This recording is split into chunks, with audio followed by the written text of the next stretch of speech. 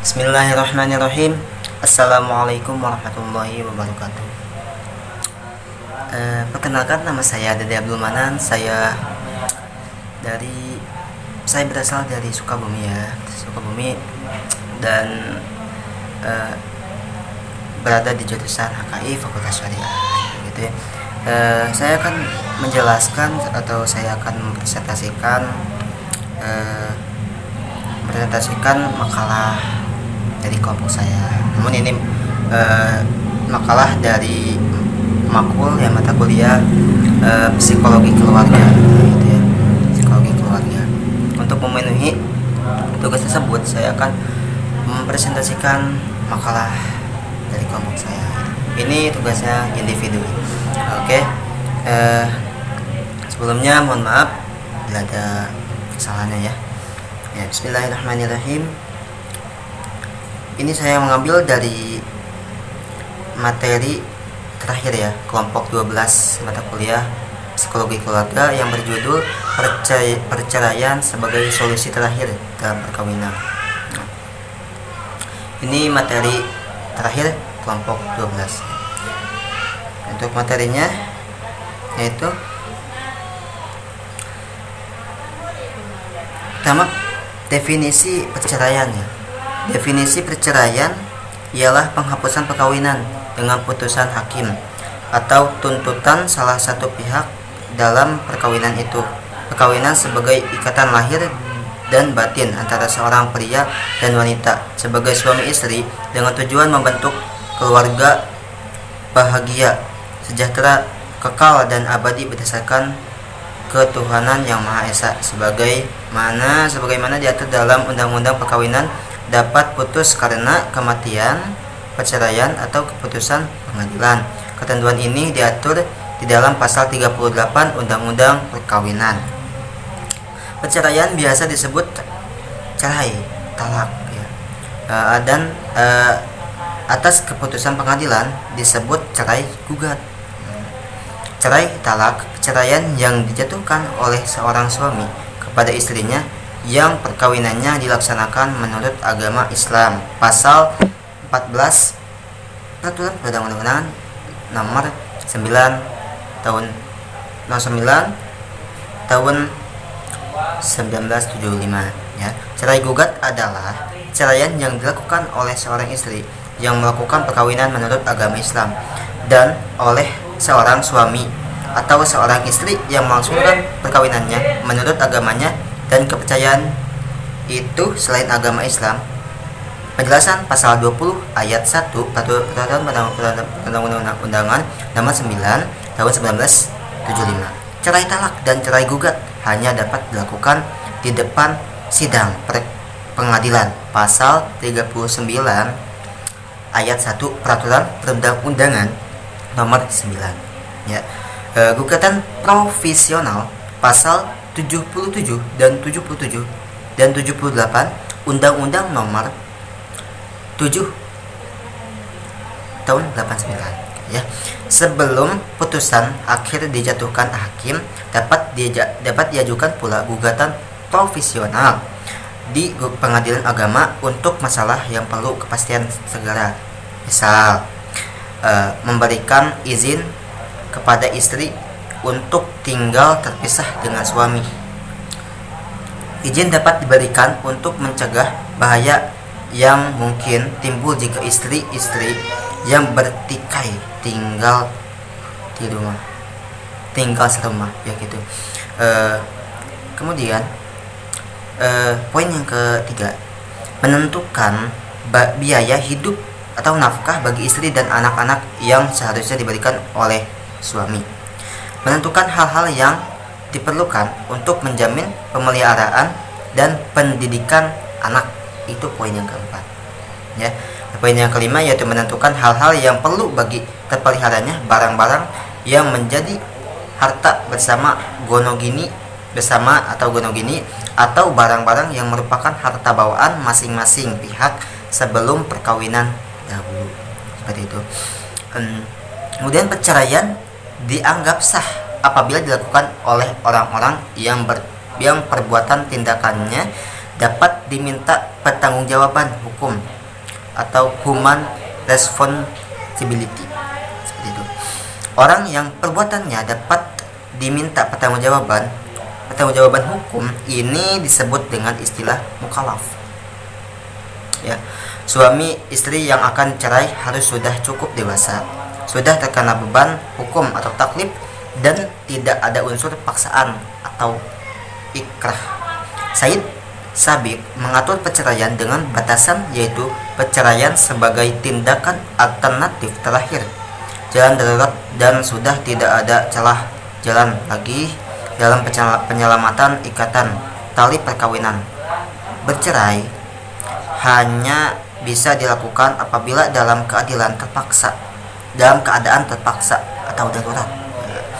Misalnya apabila suami mencurigai istrinya melakukan zina atau selingkuhan, pendapat hukum ini cukup moderat. Artinya ada upaya untuk menghindari terjadinya perceraian, karena perceraian hanya bisa diizinkan dalam keadaan darurat semata. Ya, seperti itu. Akan tetapi belum ada rumusan definitif dalam menentukan kadar darurat ini, dan hanya mempertimbangkan kepentingan laki-laki dan kurang mempertimbangkan kepentingan kemaslahatan perempuan. Hukum Islam klasik mengemukakan bahwa ikrar cerai merupakan hal sepenuhnya suami. Kitab-kitab munakahat memberikan hak prerogatif ikrar talak hanya kepada suami. Istri tidak mempunyai kewenangan sedikit pun dalam hal ikrar cerai ini. Meskipun hukum Islam telah mengatur adanya gugatan cerai atau khulu, akan tetapi yang memegang kunci adalah tetap suami. Gitu. Ini berarti bahwa kendali terjadinya perceraian ada di tangan suami. Suami memegang peran yang luar biasa dalam mengamankan tali ikatan perkawinan. Terjadinya talak atau tidak terpenuhnya ada di tangan suami. Dominasi suami terhadap istri dalam hal talak ini sangat kuat, dan istri menjadi pihak yang lemah dan kalah. Kemudian poin yang kedua, ya, poin B, ya. Faktor-faktor yang mengakibatkan perceraian dalam perkawinan itu pada dasarnya ada beberapa faktor yang menyebabkan terjadinya perceraian, yakni poin pertama faktor ekonomi, kemudian faktor yang kedua yaitu faktor usia, kemudian faktor yang ketiga yaitu faktor kurangnya pengetahuan agama. Belakangan ini banyak dilihat suasana rumah tangga yang tegang, tidak menentu, yang disebabkan oleh kecurigaan antara suami dan istri. Mungkin karena persoalan suami yang sering pulang malam dengan alasan lembur karena pekerjaan banyak, ataupun sang istri yang terlalu sibuk dengan kegiatan arisan sehingga melupakan kewajiban sebagai ibu rumah tangga, sehingga dengan adanya aktivitas di luar rumah yang melebihi batas kewajaran seringkali menimbulkan kecurigaan antara kedua belah pihak. Jika saja kepala keluarga maupun ibu rumah tangga memiliki pengetahuan tentang agama, maka mereka akan memahami fungsinya masing-masing. Seperti bapak akan pulang ke rumah jika waktu harus pulang. Begitu juga ibu akan selalu memperhatikan keadaan rumah tangganya. Dapat disimpulkan bahwa bila orang yang akhlaknya atau tingkah lakunya tidak baik atau buruk, biasanya orang tersebut kepercayaan kepada agama sangat tipis, atau sama sekali tidak ada. Sebaliknya, bagi orang yang tekun mengerjakan agama atau mempedomani nilai-nilai yang terkandung di dalam ajaran agama tersebut serta mengamalkannya untuk kehidupannya, maka tingkah lakunya akan dapat dipertanggungjawabkan, sebab ia akan memegang dengan agama sebab dia akan berpegang dengan agama itu. Demikian pula di dalam keluarga, bila tidak mengamalkan ilmu agama dengan segenap ajarannya, maka keluarga itu akan kehilangan arah dan pegangan dalam membina kehidupan keluarga. Agama adalah merupakan sarana petunjuk jalan yang tepat dalam segala kegiatan, dan oleh karena itu bila di dalam diri anggota keluarga dan pimpinan keluarga tanpa bekal agama yang kuat. Kemudian faktor yang keempat yaitu faktor ketidaksesuaian pendapat dalam rumah tangga. Faktor yang kelima yaitu faktor belum memiliki keturunan. Faktor yang kelima yaitu faktor suami sering berlaku kasar. Dan ini ada poin yang terakhir yaitu poin C ya, akibat hukum perceraian bagi istri. Akibatnya nih, pertama, perceraian merupakan solusi terakhir untuk keluar dari problematika rumah tangga. Perceraian harus dilatar belakangi oleh kondisi darurat. Keputusan tentang kondisi darurat dan bangunan rumah tangga ini harus merupakan keputusan bersama antara suami istri dengan mengedepankan prinsip persamaan hak dan keadilan sosial yang berbasis pada nilai-nilai dasar kemanusiaan. Keputusan bercerai merupakan keputusan bersama suami istri dan bahkan merupakan keputusan bersama anak-anak mereka apabila anaklah mempunyai kematangan berpikir atau telah balik. Akibat yang ditimbulkan dari peristiwa perceraian ini diupayakan berdampak positif bagi kemaslahatan bekas suami dan juga kemaslahatan bekas istri. Prinsip yang digunakan adalah menghindari atau mengurangi sesedikit mungkin madarat atau dampak negatif peristiwa perceraian.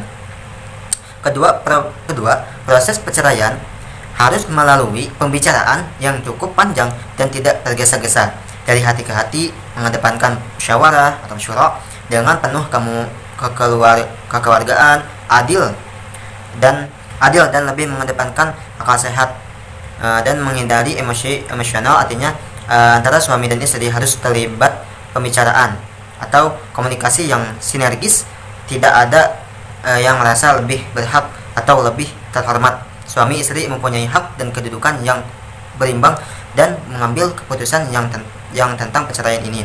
Oleh karena itu, istri di sini bukan hanya menerima keputusan perceraian secara sepihak, tetapi istri juga terlibat secara penuh dalam pengambilan keputusan, dan istri harus memiliki posisi tawar dalam proses pengambilan keputusan perceraian. Muhammad Syahrul dalam kitab Al-Quran Qur'ah Mu'asirah mengusulkan agar antara suami dan istri diberi hak yang sama untuk meminta dan memutuskan perceraian untuk menjaga kemaslahatan keduanya, ya, dan juga keluarga keluarga. Istri mempunyai hak yang berimbang atau setara dengan hak suami dalam proses pengambilan keputusan bercerai. Ketiga, setelah talak, peristiwa hukum selanjutnya yaitu iddah, masa tunggu penantian atau tarabus. Iddah pada saat sekarang memunculkan polemik apabila alasan disyariatkan iddah masih menggunakan alasan-alasan yang bisa digunakan dalam fikih menakahat, yaitu membersihkan rahim istri. Nah, untuk memastikan banyak istri tidak hamil, namun di era sekarang dan modern ini, di masa saat ini sudah ada alat canggih yang bisa memeriksa kebersihan rahim secara tujuan disyariatkannya iddah, yaitu akan menikah lagi. Dan untuk mengatasi masa kekagetan, beban psikologi sosial dan alasan ketuhanan, yaitu mengukur tingkat kepatuhan manusia terhadap ketentuan nas, tujuan hal ini paling tidak bisa menjadi alasan mengapa iddah dipertahankan dalam pasca perceraian. Nah, seperti itu. Dan contohnya dari makalah ini ya, contoh sebuah rumah tangga yang keluarganya, yang istrinya itu kerja luar negeri menjadi TKW. Nah, namun suaminya nggak kerja, di rumah sendirian ya, karena di rumah juga nggak ada istri, mau nyalurin syahwatnya juga gimana gitu ya. Ya akhirnya dia menikah lagi. Setelah menikah terjadilah masalah. Kemudian setelah masalah itu akhirnya terjadilah perceraian seperti itu. Terima kasih. Mohon maaf bila ada kesalahan dalam tutur kata, apabila ya dalam tutur kata saya banyak kesalahan sekali ya. Mohon maaf sekali. Ibu mohon maaf sebelumnya ya. Sekian dan terima kasih. Assalamualaikum warahmatullahi wabarakatuh.